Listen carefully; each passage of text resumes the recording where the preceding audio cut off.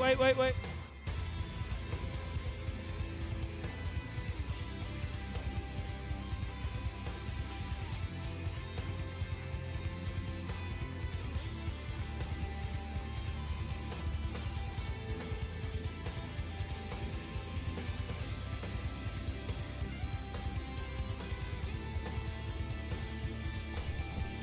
Right, welcome back. We are here at WinnerStaysOn Sessions, and I am joined by Mr. Problem X, fresh back from California. Yeah. Congratulations on your success. They're the first man to make it to top 8 at Capcom Cup in Street Fighter 5 from Europe. Thanks. I wanted to go further, but almost so close. Yeah, man. I know, so Nemo, close. man. So let's talk about that match first and foremostly, because obviously that's the one that the most people saw. Like, talk us through how that changed, because we were so excited. You must have been like proper up for it at 2-0 up. Yeah, I thought. What were the changes that he made? I don't think he made that many. He was persistent on just coming forward for the entire set. It's just when he hit me with a few things, he started to have a few different kind of mix-ups that were landing different sides. That Aegis, I started to get less successful at blocking it.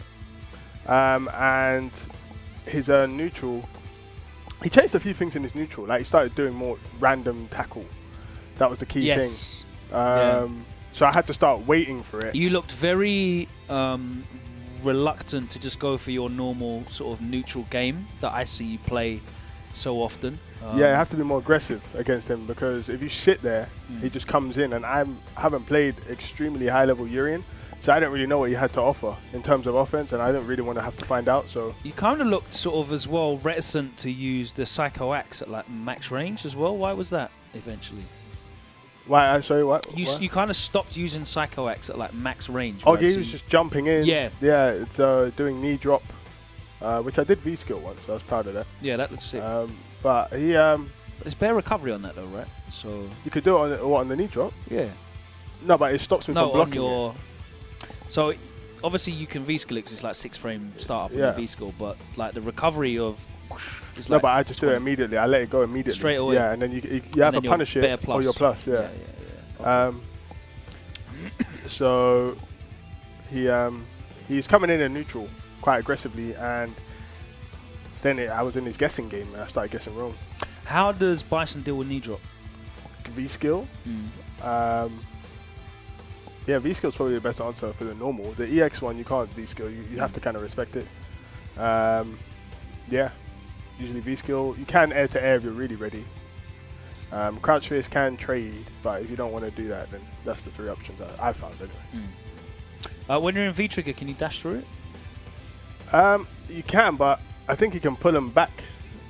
Okay. Like you can do the short. You don't know which one he's going to do, so it's not really. I wouldn't want to dash into it. Like, so I'd rather just wait. The V-skill is the safest one because you can see it in the air and then V-skill. And then just wait and time it. Yeah. What was like the difference in level? I mean, obviously there was a difference in level with the players you're playing. Capcom Cup is the best in the world, but like, what are the most instantly noticeable things when you play at that standard compared to what you're normally going for?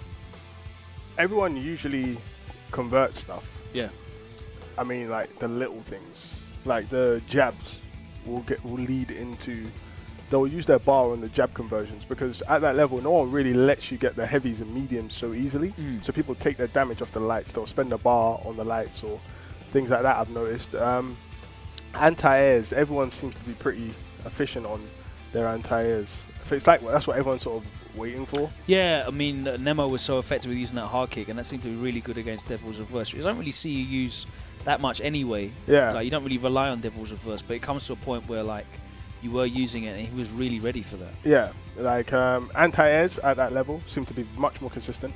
And the guessing game, you feel like you're going through more of a, more of a journey on the guessing game. So you have to really pay attention to what someone did the game before, because they are looking at that more so. Whereas outside of that level, a lot of people just tend to cycle through their options and strike lucky sometimes. Yeah, I definitely see that, where it's like I have this list of mix-ups, and this one didn't work, so let's this one, then this one. Whereas at that level, it's kind of like this one didn't work, and this is what you've done. Yeah, so now So let me introduce this and then see what you're doing here. Yeah. Oh, I can tell actually you're teching delayed because this and this didn't work, which means, you know, Yeah, and they're really, yeah. you can really feel that they're like extracting data from you. Yeah, that's why you don't want them to get in. That's why people like Nemo, I really wanted to attack him.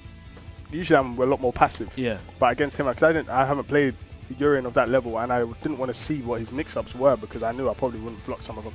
Yeah. So that's why I went to him. But in the more comfortable matchups, like for example, when I was playing Fudo, because I've played Luffy dozens of times. A lot. Yeah, I know what Mika has to offer. Yeah. So I'm more comfortable. I can play sit back.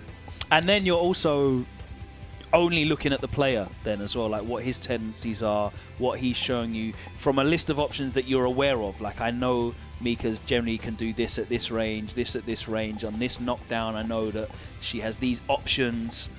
Like it's not like you're getting knocked down and you don't know if she's +2 or -1. Yeah. Like that makes a massive difference, you know. Yeah.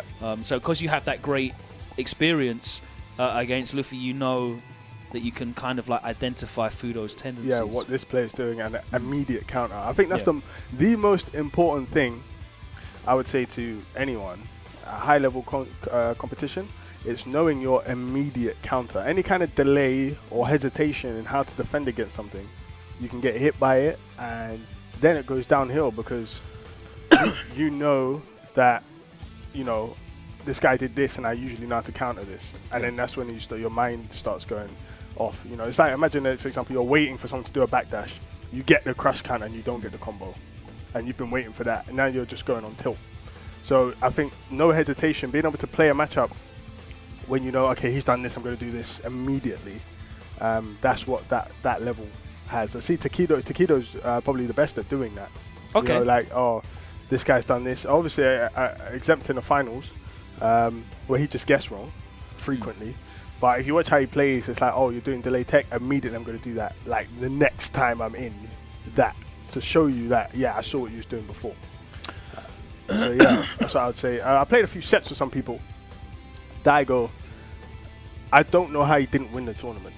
After playing him in some sets, that really is tantamount to like how well Mena was playing, because that's a bad matchup for Birdie as well. Yeah, I think the style of Mena threw Daigo off more so than the matchup. I actually think Mena played really well. I actually think that Daigo played the matchup and Mena played the player. I don't think he played. That's not how you play Birdie Gao. What he was doing is not Birdie Gao, but what he was doing is how you beat Daigo. It was Daigo's goal. Yeah. And that's really important. I think in Street Fighter 5, it's so vital to have that information of this is the Birdie Gao matchup, this is the Bison Mika matchup, so that you kind of know like what the shape of the ring is that you're playing inside, right? I'm fighting inside this ring. It's this shape. This is what my options are. And then all that matters is the people that are inside that ring. You know what I mean? Yeah. But if you don't know the matchup in the first place, you can't even tell like what the guy's doing. Yes. Is he doing unsafe stuff? Is he being reckless here? Is he taking an unnecessary risk? Because unless you know those situations, like you were saying, in detail, like the professional players do, you can tell, okay, like why would you press a wake up button there? You know I'm here. Like, you know this isn't going to win. I can see you're playing recklessly. I will adjust accordingly and just tighten everything up, play safe. And I see you do that all the time against high-level players. Yeah, I mean, I had to do that against when I was playing Goichi. Sorry, bro. Yeah, Goichi, he was 2 games up against me. Yeah. With Chun-Li. Now, I've never played him before. Not in a set, not in a match, not in tournament. But I've played Chun-Li, I've played MOV. And you did really well against MOV's Chun-Li at EGX. Yeah, it's just there's a few decisions that someone who mains a character makes compared to someone who's subbing the character. I've noticed people who sub a character, they want big damage as fast as possible. Yeah, because you're playing that character for a reason, right? Just to get the job done. Yeah. So it's like, let me just get this out of the way. Yeah, the longer that's a you really drag good out way of the looking game, at it. the longer the game drags out, the more you see it's not your main. The more times you're put in situations and I'm like, okay, this is what the go-to should be here for your character, and this is what you're doing. So that's like, okay, you're a bit uncomfortable. The longer you make a set drag out for someone who's not maining a character, the more uncomfortable they become. Because like you said, they just want it for the job, to get the job done. They're not comfortable 99 seconds, 6 rounds, if they don't want to pick him. Same what happened to me versus Itabashi. I didn't want to pick Birdie. He knows I don't want to play Birdie. So he started dragging out the game, doing things that would make me uncomfortable, like flexing the can. There's easy answers for that, many answers for that, but but you need to have, like you said earlier, those answers need to be there immediate, and ready, drilled in to Yeah. your. And that's I think one of the hard things about Street Fighter 5, right? To make sure, especially with the slightly longer input delay and all that kind of stuff, that it's one thing knowing I can do something, but another thing entirely to be like trained so that you can do it on demand immediately as soon as you see it. It's like, I put this out, I know these are the things that you can do, and whichever one you do, I have an answer for it that I can execute immediately. And that's what you do for your main. But these secondary characters, it's hard. You're not as, you know. Especially, and if someone don't give you the chance, you won't know. But if somebody does give you the chance, you know, to drag out the game, be like, what's he bringing to the table? Like when I was playing Goichi, I was like, okay, you're just trying to steamroll. That's what a lot of people do with a secondary. You want to steamroll. You want to over it. So, and he was punishing my dashes and stuff, and I was like, okay, you're punishing my dashes, but what if I stop dashing and stop bringing the game to you? Now I have to see the other side of your character development, where you create offense, not counter-attack. You've got a very good counter-attack, but now you bring the game to me. Because really, if you only focus on dashes, it's not hard to react to Bison's dashes. No. But when you have to react to a number of other things, jump in, that's when a 22-frame dash becomes an issue. Yep. You know, anyone can really see a 22-frame dash and press a button before you get your 3-frame out, or 4-frame crouch short. But if you're thinking about that, and Psycho Axe, and spaced scissors, and jump-ins, and devil reverses, and even EX fireballs, you know, all of that stuff together makes it a lot difficult, right? Yep. And I think the key to this game as well is when you know what someone's focusing on. This is why grapplers are so good, because when a grappler gets close to you, everyone's focus is 95% on the command grab. So you know, okay, this guy's waiting for command grab, I'm going to get a free combo. With the other characters, it's a bit harder. Like with Dalsim in neutral, Bison in neutral, there's normals, there's projectiles, there's walk speed, jumps. In neutral, there's more stuff that, you know, to cycle through, if you like. So it's harder to see what someone's focusing on. So when you can see, oh, this guy's waiting for my dash, you know, or this guy's waiting to whiff punish down forward fierce. One thing that's really good about Bison is it's very, I wouldn't say it's easy for me now, because I've been playing them for a long time. It's easy to see what mind someone's in. Oh, you're in focus on down forward fierce mind, or you're in wait for the dash, or you're not going to let me jump. So when you see those, you know what the counter is. You're waiting for the dash, I'm just going to down forward fierce, because you can't react. And if you do press a button on that, you might lose half your health. And we've discussed that as well, about your move from, you know, Alex to Birdie, and then Birdie to Bison. In the way that you're playing with Bison is very risk-averse initially, wherein you can do a series of moves, one after the other, and there's not really that much risk to you, especially not when it's like round one fight and no one's got any resources. There's hardly any risk to you just doing Psycho Axe, then light kick blast. And let me just see what happens. What happens here? Does the light kick counter hit? Okay, that means that you did this. Does the blast counter hit? Okay, cool. That does none of you blocking all of it? Okay, cool. Like, and then you can do, and I see you do it as well. You vary up your strings there, and start maybe introducing maybe some gaps, or maybe, you know, just changing it up a little bit, and you can start to identify how people are playing and how people are trying to react to your stuff. And that's very important to do. And the fact that you're not relying on like a YOLO a command grab is really like a YOLO thing, right? Because you can always die off of doing a command grab.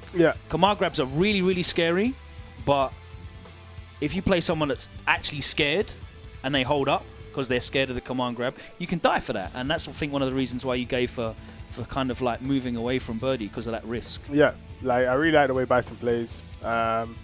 It's very, you can see, you know, some people guess a lot against command grab characters.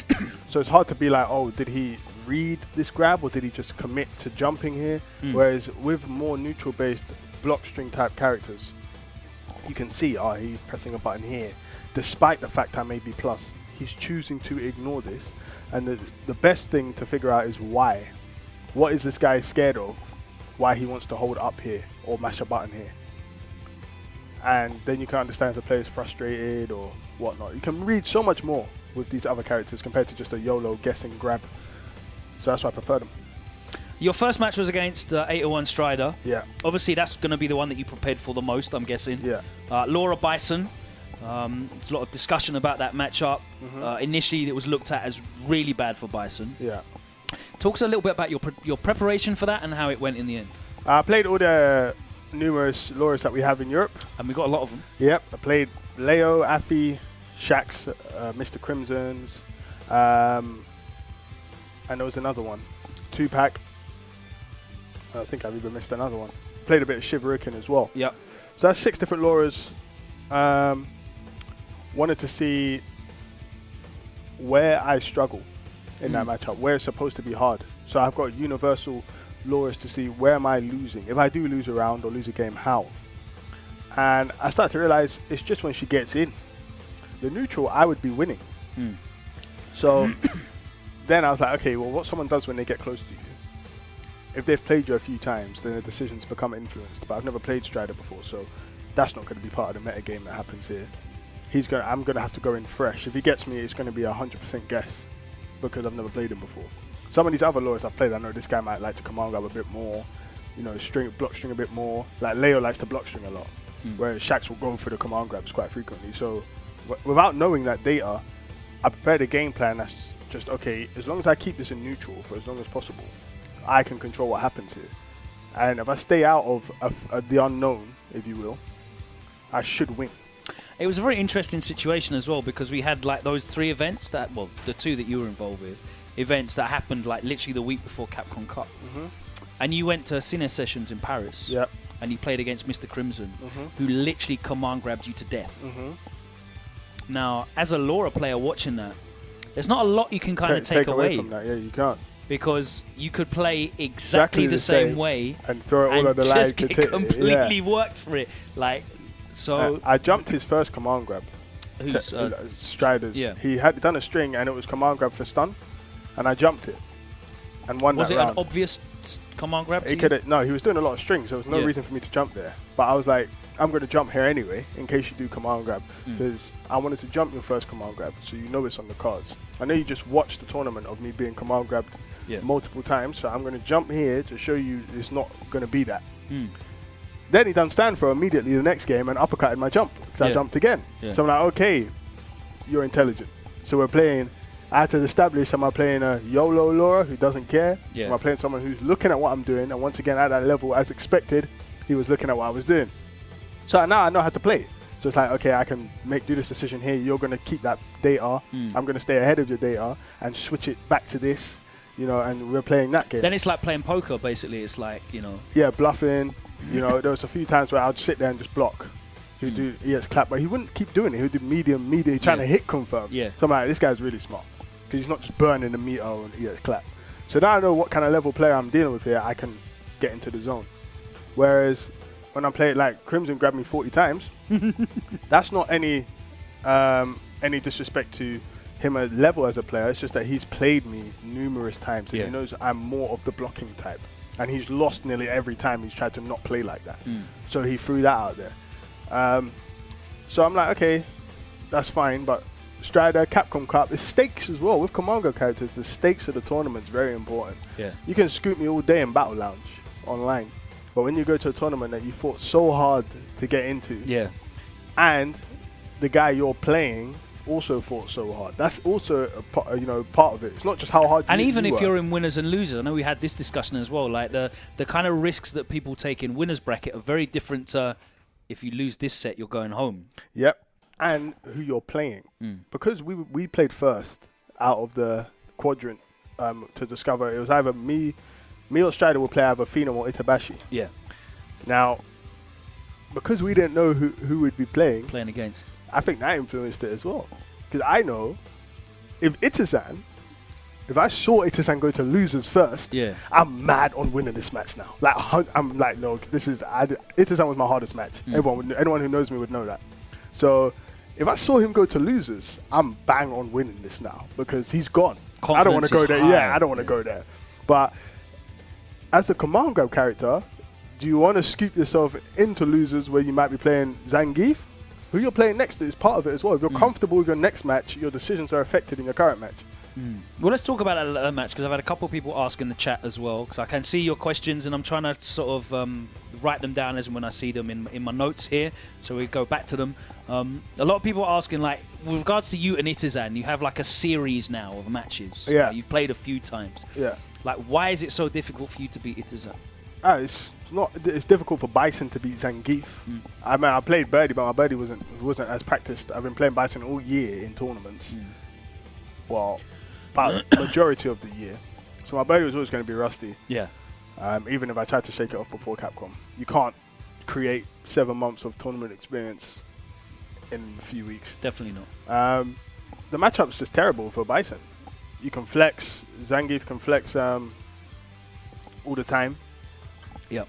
Even if I cancel my normals into specials, all my specials maximum hit 3. The Inferno is too slow to cancel in, so the flex hits you. So he does the... the walk forward. And the EX is a kick, he absorbs all of it. Because he's still... he's still flexed, so you just get scooped. And I have no wake up. Otherwise, it wouldn't be so bad. If I had like a DP or something, getting scooped is not the end of the world. But it is, in terms of Bison. So it's just really bad. His stand roundhouse hits my pokes, crash counter, air grab.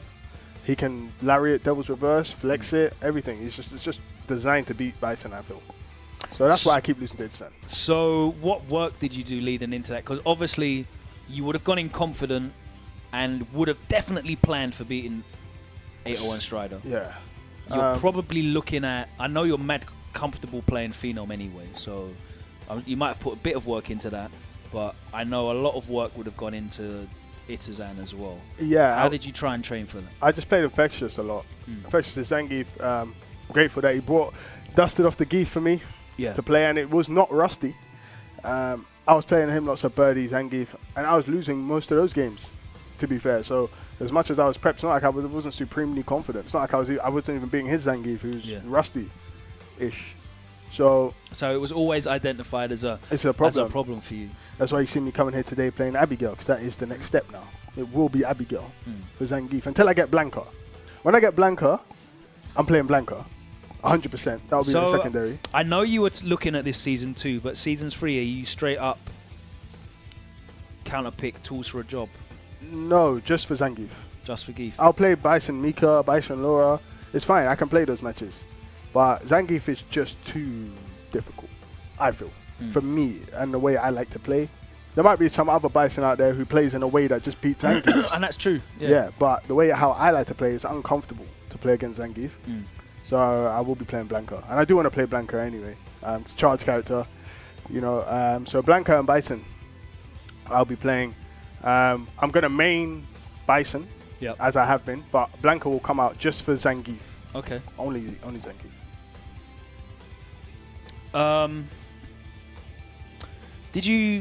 Let's talk a little bit about Birdie as well, because obviously we started the season with Birdie.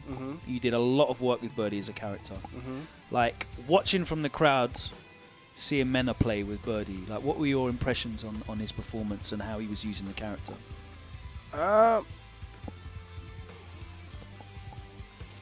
He done well. Played well. I mean, I can't take too much away from it, because it's just Itazan did get in a few times. And when he got in, Mena guessed right. You know, and then whether it sets 1-0, 2-0, that determines everything, changes everything. So he guessed right, and he played the neutral really well. Kept that stand face out there, crouching face out there. Yeah, I'm happy. I think he played like a Birdie main. Yes. You know, that's basically what I can say. He played really well. He played. If I was maining Birdie, carried on maining Birdie. Remember, I beat Itazan in the team tournament in France at the start of the year when I was fresh with Birdie. I was maining Birdie. So if I was carrying it on, I perhaps could have beaten him. But Mena played like someone who's never dropped the character. And I'm glad. And Mena's always professed that like Birdie's top tier, which I can't agree with. No, he's distinctly middle of the cast for me. He's not top tier. Even with the enormous damage output he puts out. He's a very interesting character, and watching him play, you could see that, like you said, Mena is the definition of a Birdie main in that he was exploiting everything he could, which is what you need to do for those characters that are kind of that mid-level. I think Bison's at that kind of level as well, where you have to exploit the 2 or 3 things that are maybe cheap with that character to cover Bison up. cheap? He ain't got anything No, cheap. that's what I'm saying. He's Bison's a mid-level character, but he's got some stuff that's cheap. What's cheap about Bison? EX scissors, knocking down, hard knockdown, into guess this. Throw loop is cheap. The activation into am I going to dash through and you kind of have to guess, although some people were reacting to that really well. 3-bar V. Yeah, I'm not saying that like Bison's super good. I'm saying there's things that are good about the character. Yeah, Otherwise, of course, he's not bottom tier. No. Obviously, to be that level, that mid-level, he's got to have some good things. Yeah. And you have to exploit those Yeah. to get anywhere with that character. And you could see that Mena was he's exploiting using Bullhorn, for example. That's the most obvious thing to point out. But like, I think that's a game flaw. I don't think they wanted the move to do that. Yeah. So, and he's found that somehow. What I liked what he was doing is when he does the normal dolphin dive, you jump back, you get super. Yeah. That's cheap. Because especially when the can's out. What are you supposed to do? Do you either take the dolphin dive?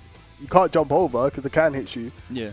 You have to really time your jump back. But once again, in the heat of the moment, you're not going to do that. Can you backdash? You can backdash, surely. The light one. Obviously, if he does EX, it'll track you and you're got. But like, in that situation, I know it's hard. Yeah, you got to delay. But the thing is, you need to be aware of that. Like, if you've been, like, obviously he famously caught Tokido with that, right? And I know you've got Daikoku, and is it Trashbox? Yeah, he's top of the and Crusher as well. Thing. Like Crusher's like kind of there, but like those are the and XYZZY is in Korea, but they're the big birdies. Obviously, you get to play them online and what have you, and I don't know if he gets to play them very often, but he kind of looked like Tokido when he was playing Mena.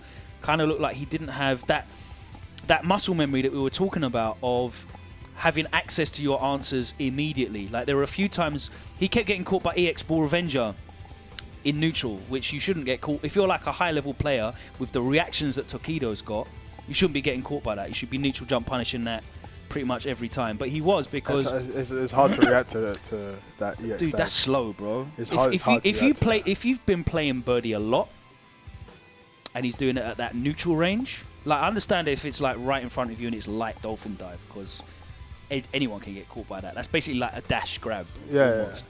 But the EX one, at that range, he's only going to do 2 or 3 things that yellow flash is going to be.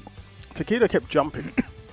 Kept getting hit. I felt like the way that Takedo was playing was he was trying to force the issue. Kind of like how you were saying you wanted to go in on Nemo so that he didn't have an opportunity to kind of run his stuff on you and you played counteractively. I kind of felt like Takedo wanted to be proactive as well, because he maybe didn't have a solid game plan to deal with Birdie. It looked like he wasn't ready for the counter hit where he was going for the crouching medium punch and he was getting the counter hit on wake up, the pushback with the bullhorn and punishing it. Yeah, I feel like he didn't. I felt Mena was like super ready, and Takedo kind of looked like a good player that just didn't have the matchup experience there to go, like match fitness, you know? Yeah, I mean, Mena played really well. I feel like Takedo didn't address the kind of player he's playing. Like, Mena continuously did bullhorn. Just kept doing it. Through strings, on wake up. And Takedo's doing these strings that lose to bullhorn. Stop doing it. Yeah. Just period. If I was Takedo, I'd keep doing crush counter crouch fierce on your wake up, and that's all I'm going to do for the entire game. And if you block it, you block it. I'm plus anyway, and we're just going to play this rest of this neutral. On wake up, you will not hit me with a bullhorn. In my string, I'll do light, weight every time. You're showing me to respect the bullhorn, so I'm going to respect it. It's not worth not respecting it. He got bullhorn, activate, medium, thing, super. It's like 60% into a setup. Yes. Like, respect the move. Yeah. I'll just keep doing it. I'm going to make sure you can't do that on wake up. And if you want to do it, you get crush countered. Yeah. Every time. And if you block, okay, cool. But there's not enough of that. There's too much. People want to always take something.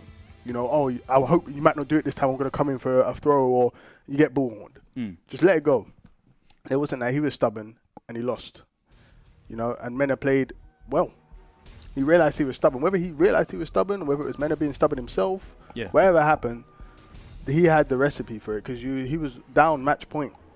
Dude, that was came like, all the way back. He had no health. He had like no health left. Two down, set point, and he brought it all the way back. What a crazy comeback that was. Yeah, and he played sick though in terms of his conversions. Pushback, always got stand, jab, EX ball head. Yeah, he was ready for that. Like he could see that, like you said, when you can identify that someone is doing something and they're not changing and they're being stubborn, I'm going to start exploiting it, because he wasn't doing the stand jab EX bullhorn immediately. Yeah, he was like, okay, you're going to carry on doing crouch and medium punch in this string. Yeah. You're not going to realize that it's counter hook pushback and change accordingly. All right then, cool. Yeah. I'm ready for that. Bam. Headbutt. Yeah, so he played well. Excellent stuff. Excellent stuff. I've had a lot of people in the chat as well asking me, because we have to as well. Did you, at any chance, whilst you were there, get the opportunity to play any Alex in AE? I played him very briefly. Yeah. He's better, from what I gathered. I think his second V trigger looked good. So how does that work? After he hits you with the slash, he can now combo into a sleeper hold. Okay, and he gets Oki off that. Yeah, well, you drop down right in front of him. So he does get an Oki. I don't know if it forces quick rise or whatnot. Could test it properly. But he does get a situation he can do meaty forward fierce. Okay, that's very good. And you're still in range for the command grab. That's really good. After that. But that obviously has to be in V-trigger for that. Yeah. In terms of, obviously I was playing Bison mostly. I think Bison's good. From what I realized, from what I saw there, the main things for him is the light kick blast. It's not a confirm. It's not a combo anymore. Yeah. So why it's still a frame trap? You can't interrupt it like the. Is it the medium you can interrupt, or the heavy? You can interrupt the heavy. Yeah. And now you can't interrupt the medium. Okay. But now you can't interrupt the light. I think, if I'm thinking, I think they made it slower to stop the pushback tech. Oh, okay. So you're doing weight. That wouldn't stop the way pushback. It does, because it's the startup of the blaster is now slower, so you'll get counter hit earlier before the moves come out to a certain point. That's why he was pushing back, because the blaster had come out faster. Don't you still get the full pushback anyway? No, because it's slower to get to the pushback point, where you would have already been counter hit. Okay. So I think that's why they delayed that. He also doesn't get light kick into EX scissors. Okay, that's a big deal, because you use that as a string. No, but it's still a frame trap. No, but so I will definitely see you Psycho Axe. Yeah. And then do light kick EX scissors. Yeah. If they press anything, doesn't matter if it's counter hit or jump or whatever. It doesn't matter if they try and jump or whatever or backdash. Yeah. First frame, they're getting clipped and it's a combo and it's a hard knockdown. If they don't do anything, obviously they're blocking in your plus. So it's basically the same. So you're spending a bar to guarantee you've got the same situation again. Yeah. But now you're saying light kick EX scissors isn't a combo. No, but it's better. Okay. That it's not a combo, because it leaves a gap. So now, if it leaves a gap, you can see what the guy was doing. So if I do down forward fierce, light kick, EX scissor, if you mash backdash, I will still hit you. If you mash backdash after the light kick, the EX scissor hits your backdash. All right. If you try and jump after the light kick, the EX scissor gets full animation. Okay. It just doesn't combo after the light kick. All right. If you mash a free frame, you don't want to mash a free frame. I've got some tech for that, and you'll see it when I play. Yeah. When AE comes out, I'm not going to tell all my secrets. But if you mash a free frame after the stand light kick, EX scissor kick, it's the worst thing you can do. Okay. So I like it because it leaves a gap to let me know, was this guy blocking? It's going to blow up fraudulent defense. I know a lot of people have been mashing through that light kick, EX scissors, or jumping. Now I'm going to see. So I get data earlier. So it's giving you more data. Yeah. Okay. What is the EX Devils reverse tend to have more whiff recovery. Okay. That's what I figured. Yeah. So because it does recover. Yeah, it recovers really fast. Yeah. So they've changed that. However, his V trigger 2 is ridiculous. So talk us through a little bit about that, because I know you've had like some hands-on time with that V-Trigger 2? Like, how does it work, and what are you seeing creatively as a Bison main with that V-Trigger 2? It's basically a damage extender. Okay. Right. In fact, every combo he does, he now Yeah. can get scissor kick on Psycho Crush on top of it. So if he gets crush counter down forward fierce, stand, heavy punch, heavy flame, blast, you can now Psycho Crusher after that combo. Okay, so you're tagging more on. Yeah, afterwards. tagging more on. Jump You medium. have to be in already though. You can't activate and do that. No, right? yeah, you cannot cancel his V-Trigger 2 from special moves. Only from normals. Okay. So you can't do, like, you know how now you can do heavy scissor kick, activate, medium. You can't do that. In V-Trigger 2. Yeah, with V-Trigger 2, you can only activate it from normals. That's interesting, Not from because special moves.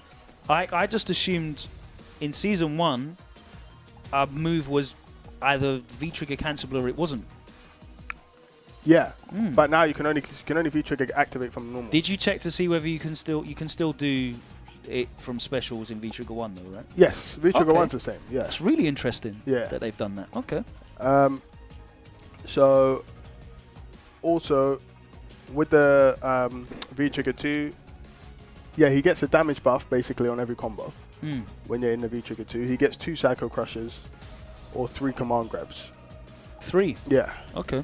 The command grab. Does it feel like fast or like average? Yeah, the command grab is fast. It's like a Laura command grab. Okay, so like maybe like an Akali. six-ish Maybe kinda, yeah. between 6 and 8 or 9. I think it's faster than the Akali's. Yeah. Okay. Yeah, you can't react Akali's to is it. 8, right? Yeah, so it's probably like 7 or 6 maybe. Yeah, you can't react to it.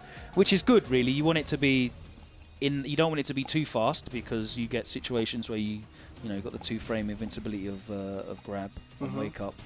But you don't want it to be too slow where there's like a gap and you can auto time sort of OS jump outs and blocks and stuff and what have you. So yeah, his V-Trigger goes down really slow. okay, I think it lasts for about 50 seconds. Goes down really as slow. a 2-bar as well. That's Yeah, 2-bar V-Trigger goes down really slow. Why that's good is because basically when you activate it for the entire time, everything's buffed now. You can also, when you put the bomb in someone, yeah. you can cancel it. You can make any minus special safe. So that's probably why they didn't let you activate like that. So if you put the bomb in someone, I can do heavy inferno, cancel it into bomb. Yeah. If you try to press anything, you'll probably get launched. Or I'll just make it safe anyway. So that's you do the command grab. Yeah. They basically turn purple when they get up because it's a knockdown. And then at any point you can activate that bomb when you do a move, even if it's a special. Yes. Okay. And then what are you plus if they block? How do you stop getting hit by the bomb? Like, do you have to block? You can block the bomb. Okay. But then when someone's blocking, that's what you want. That's what Bison always wants. Yeah. So it basically gives you an extra turn. Yeah. And you love turns. Yes. Gives you an extra turn, and you can also punish V-reversals with it. Okay. So I could do like stand roundhouse, bomb. So you can see the V-reversal, bomb, and the full combo. Yeah, because you can't. Can you still not V-reversal stand roundhouse? No, you can't V-reversal stand roundhouse. No, still. So basically, you have to hit confirm into it. Yeah. Or you can activate it and just have access to damage buff, meterless. Yeah. Which is good because it allows you to keep your meter. Yeah. So you've got wake up options in V-Trigger. You've got super, which is Bison Super's great as well. Yeah. Where do you see yourself using that V-Trigger? Because obviously the burst damage you get from V-Trigger 1 is crazy, and you win. We saw you win so many rounds off that massive damage that you can get out hold of, and looping into situations where it's at your advantage. Yeah. Where do you see yourself using this V-Trigger? V-Trigger 2 is... Because you're taking on damage, but I can't imagine it's as much as you would get from V-Trigger 1. It's not, but he has a command grab. So now people can't just sit. Yeah, so after down forward fierce, you can command grab. Or the guy starts moving, and then you can tag him. So I actually like it. I think it's as good. It's as good. The thing with V-Trigger 1 is that to entice you to use it, they took away the things that he had outside of V-Trigger, like light kick blast. That's now back when he's in V-Trigger. Okay. Yeah, so he gets light kick blast, EX scissor kick combo still. And can you do light punch blast? Yeah. Sorry, what combo do you do? Short jab blast? Yeah, you can still do that in V-Trigger. Yeah, cool. But outside of V-Trigger, you can't really do that. Not light kick blast anyway. But the dash light blast, you can still do. So it's like, it makes it now that's available now. But I like the V-Trigger too because it's more of a meter conservative V-Trigger. Okay. Because I don't need to, with V-Trigger 1, I have to play the entire round. I'm not really using EX bar to have it for the V-Trigger. Yes. But now I can be liberal with my EX bars. Freely spend it. Yeah. I'll tweak around now. I'll see what happens. Yeah, I mean, you've not had long with it as well. It's out January the 16th, so we've got Christmas holidays and that. We can come back. And Psycho Crusher's projectile invincible. Yeah? So it goes straight through Aegis Reflector. That was the first thing I tested. Yeah, because obviously, I know you're a massive fan of Wake Up Aegis. Yeah, it goes straight through Aegis Reflector. Okay. And you can cancel it into super. So if someone does a fireball, full screen, it goes straight through Gal's V-Skill Boom. Yeah. So I could get, basically, with V-Trigger 2, if I have full bar. How far does it go? Full screen. Is it fast? It's fast, yeah. I'll punish the fireball. Yeah. I'll punish Gal's Sonic Boom from full screen. Just one button as well? Yeah, well, 2 buttons. How do you do it? It's V-Trigger. Oh, you just press the V-Trigger again? Yeah, it's basically one button, and you got that mapped. I'm sure you got that mapped. No, I actually haven't. Oh, you haven't? That's one honest button I use, yeah. So I can just go straight through any fireball into super. Wow. Full screen. That's good to have access to that. Yeah. So I think Bison in the next version is going to be more than viable. The nerf to throw loops really helps me. Even though I lost my throw loop, but I'm a neutral-based player. Do you still get back throw into Psycho Axe? Yeah, he still gets that, yeah. Okay. Yeah. You probably still get forward throw into Psycho Axe as well, I don't know. Yeah, you do. Yeah, you get that as well. Is it the same situation where you dash up on your -1? Yes. After forward yeah. That's basically across the board, isn't it, pretty much? Yeah. But after forward throw, one setup I will tell people, I found something after forward throw where depending if I whiff a particular button, I can make Psycho Crusher cross up in the corner or stay in front. Okay. And you won't know the difference. Yeah. Can you hit confirm that into super? Super, you can. Whether it crosses up or not, you can cancel it into super. No, but can you hit confirm it? Yeah, you can hit confirm it. Yeah, you have about 10 frames to cancel it. Oh, wow. So, yeah. And his crouching light punch anti-air is still here to play. Is it? Yes. He needs that, though, man. He needs that. Just give him a better crouch fierce. Like an 8-frame crouch fierce. What? Give him an 8-frame crouch fiercing anti-air with that. That's enough. You can't, as long as you cancel it into EX Headstomp as a combo, then yeah, it's fine. Get out of here, man. Thank you very much for talking to me. I appreciate your time. Always got interesting stuff to say now that you're I'm glad that you're winning as well, so you're not here to steal our analyst jobs. You did such a good job at Gfinity Elite Series. Like, you came down and then you won the tournament the next day. You were like, yes! My job's safe. But yeah, man, thank you very much. Have a wonderful Christmas. This is going to be our last stream for the year. Yeah, well, thanks for having me throughout the entire year. Yeah, man. Thanks to everyone tuning in. Unfortunately, we didn't get the win this year, but I'll be trying next year. Improving every year on year. First European man in the top 8 at the Capcom Cup since 2014, so 3 long years. And you managed to get there. I know you're going to be looking to build on that. But there was some great players who went 0-2. But I'll give it shout outs to Diddy Man KOF. Yes, that guy. Didimo Koff was on bits. That guy, he took out Oil King and Kazunoko. All of the Latin American community has really impressed me this year. I've been saying, you know, the Dominican Republic, I know it's like not really like South America, but in general, that community I think was mad overlooked anyway, and I said that before the finals because they've got some good quality players there anyway. Like a lot of good, like we saw Jockey, I think his name was. What, Kuma? Yeah. He should have.